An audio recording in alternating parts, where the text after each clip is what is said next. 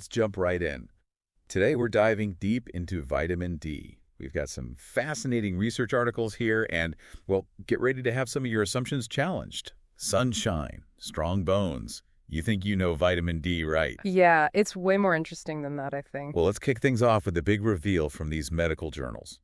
They suggest vitamin D isn't really a vitamin at all. You got it. It's actually a hormone. Okay, now I am officially intrigued. So if it's not a vitamin, how does it even work? So it's produced in your skin, right, when it's exposed to those UVB rays from the sun. And then it travels throughout your body, regulating all kinds of things. So you're telling me my skin is like a little hormone factory powered by the sun? Pretty much. All right, that's pretty wild. I never thought of it like that. But before we go too deep into all that, I gotta know, how many people are actually getting enough of this sunshine hormone? That's the thing. That's what is kind of alarming about some of this research. Close to 1 billion people globally, they just don't have enough vitamin D. 1 billion. Seriously. Yeah, it's a big number. That's what, like 1 in every 8 people on the planet? Yeah. I knew deficiency was a thing, but I had no idea it was that widespread. Yeah, it's a silent epidemic, you know. It affects people of all ages, ethnicities, all over the place. And it's not just like a problem in places that don't get a lot of sun. So it's not as simple as just geography. What else is at play here? Well, there's a few things. Skin pigmentation, for instance. If you have darker skin, you actually need more sun exposure to make the same amount of vitamin D. That makes sense. And then there's your lifestyle, right? Like what kind of clothes you wear, how much time you spend indoors. Even obesity can play a role. Wait, hold up. Obesity? What's the connection there? So fat cells, they tend to hang on to vitamin D. It's like they're hoarding it. So even if your body makes enough, it might not be able to get where it needs to go. So it's like having a pantry full of food, but you can't actually eat any of it. Yeah, kind of like that. Frustrating. Yeah. So what about diet? Doesn't that play a role too? It does, but there aren't a lot of foods that naturally have a good amount of vitamin D. Like fatty fish, that's a good source, but you can't really rely on diet alone. Makes you wonder about those people who live in super sunny places but still end up deficient. Like one of our sources mentioned women in the Middle East. High rates of deficiency, even though they have plenty of sunshine. Yeah, and that really highlights how cultural practices can be a factor, like covering the skin for religious reasons or social norms. It's not just about the sun being there, it's about whether it can actually reach your skin. It's already blowing my mind. Mm-hmm. But we got to talk about what really fascinates me, the immune system. How does vitamin D affect our ability to fight off infections? I know it's important, but how exactly? Okay, picture this. Your immune system is like an army, right? Defending your body. And vitamin D, it's like a powerful general. It helps to train and coordinate all those troops. So it's not just about having enough soldiers. It's about having a good leader to make sure they're doing their job right. Exactly. And one way it does that is by influencing these things called T cells. They're like the special forces units of your immune system. They identify and eliminate specific threats. Vitamin D helps them do their job more effectively. Okay, that makes sense. But break it down for me. How does it actually work? What does vitamin D do to these T cells? It basically gives them a power-up, makes them better at recognizing and destroying invaders, especially those sneaky ones that try to hide from the immune system. Like giving those special forces teams better weapons and intel so they can find and take out those hidden enemies. Exactly. Plus, vitamin D also boosts the production of something called cathelicidin. Cathelicidin. It's this antimicrobial peptide. Basically, it's like a natural antibiotic that your body makes. It can directly attack and destroy a bunch of different pathogens, bacteria, viruses, even fungi. So if our vitamin D levels are low, we might not be making enough of this natural antibiotic. That's not good, especially with all the talk about antibiotic resistance these days. Right. It's definitely something to think about. It could be a factor in why people with lower vitamin D levels might be more prone to getting sick, because their internal defenses aren't as strong. Man, the more we learn, the more intriguing this gets. I had no idea how much vitamin D was involved in fighting off infections. Is there anything else it does to give our immune system a boost? There's one more thing that's pretty wild. Some pathogens, they've actually figured out how to manipulate vitamin D pathways to their advantage. Wait, what? You mean they mess with our vitamin D to try and evade our immune system? Yeah, they're sneaky like that. They've evolved to exploit any weaknesses they can find. But the more we understand how they do it, the better we can fight back. It's like a constant arms race, right? Our bodies versus these pathogens. They adapt, we adapt, and so on. Exactly. And knowing how important vitamin D is in this battle, it seems like we don't want to be giving those pathogens an advantage. Okay, so just to recap, we've learned that vitamin D is actually a hormone, not a vitamin, and that deficiency is way more common than we might think. Plus, it plays a huge role in how our immune system functions. And we're just getting started. There's so much more to explore. All right, well, I am ready for more. You know, we've been talking about how vitamin D helps our immune system fight off all those nasty bugs. Right, great. But there's this whole other side to it. You. It actually helps keep our immune system in check, too. In check. What do you mean by that? Okay, so think of your immune system like a security system, right? It's there to protect you. Yeah, it makes sense. But sometimes it can get a little overzealous. Overzealous. Yeah, like it starts attacking your own body. Oh, like autoimmune diseases. Exactly. Yeah. Things like rheumatoid arthritis, lupus, multiple sclerosis, they all fall under that umbrella. Yeah. And you know what? Research is suggesting that vitamin D might actually play a role in preventing that from happening. Okay, so how does that even work? How does vitamin D stop our immune system from going rogue like that? Remember those T cells we were talking about before? The Special Forces units? Yep. Well, turns out there are different types of T cells. Hmm? Some are like ready to attack no matter what. The aggressive ones. Right. But then there's these other ones called regulatory T cells, or Yeah. TREGs for short. TREGs. Yeah. They're more like peacekeepers, you know? Trying to calm everything down, make sure the immune system doesn't overreact. So we have attack dogs and peacekeepers in our immune system. That's kind of a cool way to think about it. It is. And get this, vitamin D actually helps support those peacekeepers. To TREGs? Yeah. Helps them develop, function properly, make sure they can do their job of suppressing those harmful responses. So without enough vitamin D, those peacekeepers might not be as effective, Mm-hmm. and our immune system could be more likely to, attack our own bodies. That's the idea. Okay, that's definitely a good reason to pay attention to our vitamin D levels. And scientists are really diving deep into this connection between vitamin D and autoimmunity. Really? Yeah. It's a hot area of research right now. Wow, this is making me realize the immune system is way more complex than I ever thought. It's not just about fighting off invaders. It's about balance, too. Maintaining that balance. Exactly. Keeping everything in check. And vitamin D seems to be a key player in all of that. It is. Yeah. But its influence doesn't stop there. Oh. Let's talk about the cardiovascular system for a minute. You mean our hearts and blood vessels? Yep.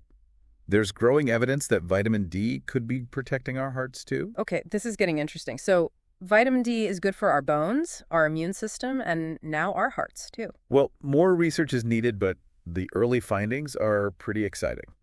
Lay it on me. What have they found? Studies have shown that if you're deficient in vitamin D, you might have a higher risk of things like heart disease, stroke, high blood pressure. Oh, that's not good. No, not good at all. But on the flip side, if you have healthy vitamin D levels, it seems to be linked to better outcomes for your heart. So getting enough vitamin D could actually be good for our hearts. It's looking that way. But how? How does vitamin D actually help our cardiovascular system? Well, one thing it seems to do is relax the blood vessels. Relax them. Yeah, it makes it easier for the blood to flow. So it's like a chill pill for our arteries. That's a great way to put it. Keeps them nice and flexible. Exactly. And remember how we were talking about inflammation before? Yeah, you said it's a factor in a lot of different diseases. Right, and it's a big contributor to heart disease, too. Oh, I see. But vitamin D seems to help reduce inflammation, which is good news for our hearts. So vitamin D is like a multi-talented cardiologist working behind the scenes to keep our hearts healthy. I got it. This is amazing. It's like vitamin D is involved in everything. It really is. The more we learn, the more we see how interconnected everything is. Vitamin D isn't just about bones or the immune system. It's part of this intricate web that keeps our whole body functioning properly. It's like those nature documentaries where they show how everything in an ecosystem is connected. Right. From the tiniest insects to the largest predators. Exactly. And vitamin D is like one of those essential links in the ecosystem of our bodies. That's a great analogy. Yeah. It really emphasizes the importance of taking a holistic approach to health. It does. We can't just focus on isolated parts. Right. We need to understand how everything works together. I agree. Okay, so I'm fully on board with the whole body approach now. Vitamin D is officially on my radar. It should be. But I'm curious, why don't we hear more about it in, public health messaging? If it's so important, shouldn't it be a bigger deal? That's a good question, and it's something a lot of health experts are pushing for. Yeah, why do you think it's not getting more attention? Well, for one thing, research on vitamin D is still relatively new compared to other areas of health. Oh, okay. We're still figuring out all the nuances, the optimal levels for different people. It's a rapidly evolving field. So it just takes time for all that to catch up. Exactly. Plus, there's the whole issue of, well, vitamin D can't be patented. Oh, right. It's a naturally occurring substance, so there's not a lot of incentive for pharmaceutical companies to promote it, Ah, the money factor, It definitely plays a role. unfortunately. But the good news is that awareness about vitamin D is growing. Oh, that's good. More doctors are recognizing its importance. That's great. They're recommending testing, supplementation when needed. It's becoming more mainstream. That's encouraging. It is. So it sounds like it's up to us to stay informed and advocate for our own health. Absolutely. The more you know, the better equipped you are to make good decisions. Knowledge is power. Exactly. So we talked earlier about how obesity can affect vitamin D levels. Yep. Does that mean losing weight could help improve those levels? It's possible. There's some research suggesting that weight loss can lead to higher vitamin D levels. Interesting. But the relationship between weight and vitamin D is complex. I bet. More research is needed to really understand all the details. It's another piece of the puzzle. It is. Okay, so zooming out a bit, what about the global perspective? We know vitamin D deficiency is widespread, but are there certain groups that are especially vulnerable? Yes, definitely. We already mentioned women in the Middle East, Right. but there are others too. People with darker skin tones, for example. Because their skin produces less vitamin D from sunlight. Exactly. And older adults are at higher risk too. Why is that? Our skin just doesn't produce as much vitamin D as we age. Oh, that makes sense. So it's a combination of factors. Biology, lifestyle. Yep. It's not a one-size-fits-all situation. Not at all. And that's why it's so important to consider individual needs. It's not just about popping a vitamin D supplement and calling it a day. Right. It's about understanding our own bodies. And taking a holistic approach to our health. I like that. It's about finding what works best for you. So talking to our doctors and getting our vitamin D levels checked is a good starting point. Absolutely. That's the best way to assess your needs and figure out the best course of action. And even if our levels are okay, it's still smart to, pay attention to our lifestyle choices. Definitely. Make sure we're getting enough vitamin D through diet, safe sun exposure. It's all about maintaining that balance. Keeping everything running smoothly. Exactly. Wow. This has been quite the deep dive. We've learned so much about vitamin D. And we've only just scratched the surface. There's always more to learn, right? Always. Well, before we wrap up this part of our deep dive, I'm curious to hear your thoughts on one last thing. Vitamin D and aging. So before we wrap up this deep dive, I'm curious to hear your thoughts on one last thing. Vitamin D and aging. I've heard whispers about a connection, but I'd love to hear your take on it. Yeah, it's definitely a hot topic in research right now. As we get older, our bodies change a lot, and it seems like vitamin D might actually play a role in how well we age. So what do we know so far? What kind of impact are we talking about? Well, one area that's really interesting is cognitive function. Okay. There's more and more evidence that vitamin D could be important for keeping our brains healthy as we get older. When you say cognitive function, you mean things like memory, thinking skills. Exactly, all that good stuff.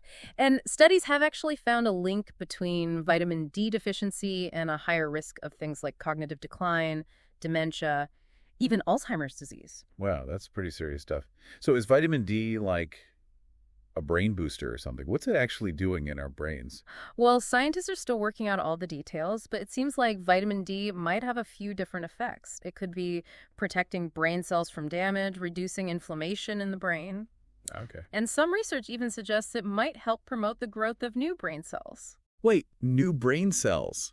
I thought we were stuck with the ones we're born with. It's true. It's called neurogenesis, and it's pretty amazing. We don't fully understand how vitamin D is involved, but there are some pretty strong hints that it plays a role. So you're saying that by making sure we have enough vitamin D, we could actually be helping our brains stay sharper and healthier as we get older. It's definitely a possibility, and a pretty exciting one at that.